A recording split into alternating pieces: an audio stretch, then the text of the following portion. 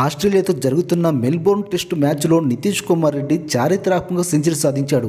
అంతర్జాతీయ క్రికెట్లో అతనికి ఇదే తొలి సెంచరీ, అది కూడా భారత జట్టు ఫాలో ఆన్ ప్రమాదం అంచున నిలిచినప్పుడు ఈ సూపర్ సెంచరీ సాధించాడు మన తెలుగబ్బాయి. ఫ్రెండ్స్, మన ఛానల్ని మీరు ఇంతవరకు సబ్స్క్రైబ్ చేసుకోకపోతే ప్లీజ్ సబ్స్క్రైబ్ చేసి వీడియోని లైక్ చేయండి. ఫ్రెండ్స్, పుష్ప అంటే ఫ్లవర్ అనుకుంటువా?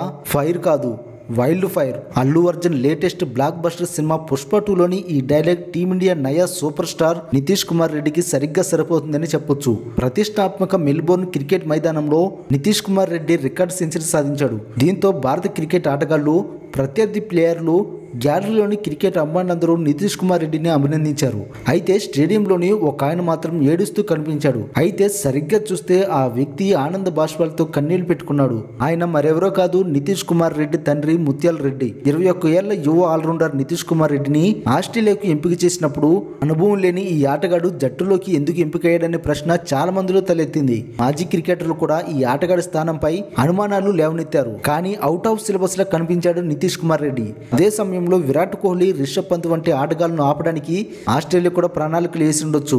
అయితే ఈ తెలుగు అబ్బాయి ఈ స్థాయికి చేరుకోవడానికి ఎంతో కష్టపడ్డాడు. ముఖ్యంగా నితీష్ తండ్రి ముత్యాల రెడ్డి ఎన్నో త్యాగాలు చేశాడు. నితీష్ రెడ్డి చిన్న వయసులోనే క్రికెట్ ఆడడం మొదలుపెట్టాడు. అదే సమయంలో కుమార్ని క్రికెటర్గా నిలబెట్టేందుకు అతని తండ్రి ముత్యాల రెడ్డి పెద్ద త్యాగమే చేశాడు. ఏకంగా ప్రభుత్వ ఉద్యోగాన్ని వదులుకున్నాడు. నితీష్ కుమార్ రెడ్డికి 12 ఏళ్ల వయసు ఉన్నప్పుడు ముత్యాల రెడ్డి హిందుస్థాన్ జింక్ లో ఉద్యోగిగా ఉన్నాడు.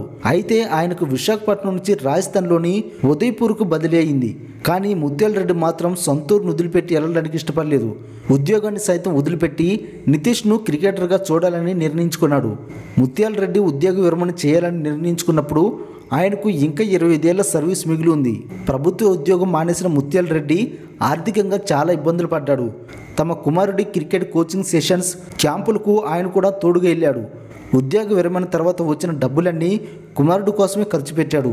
దీంతో బంధువుల నుంచి పెద్ద ఎత్తున విమర్శలు అయితే వచ్చాయి. అయితే ముత్యాల రెడ్డి మాత్రం వెనుకడుగు వేయలేదు. నితీష్ తల్లి మానస్ కూడా భర్తకు అండగా నిలిచింది. ఎట్టకేలకు వీరి కష్టానికి తగ్గ ప్రతిఫలం అయితే లభించింది. అందుకు నిదర్శనమే మెల్బోర్న్ స్టేడియంలో ముత్యాల రెడ్డి కన్నీళ్లు.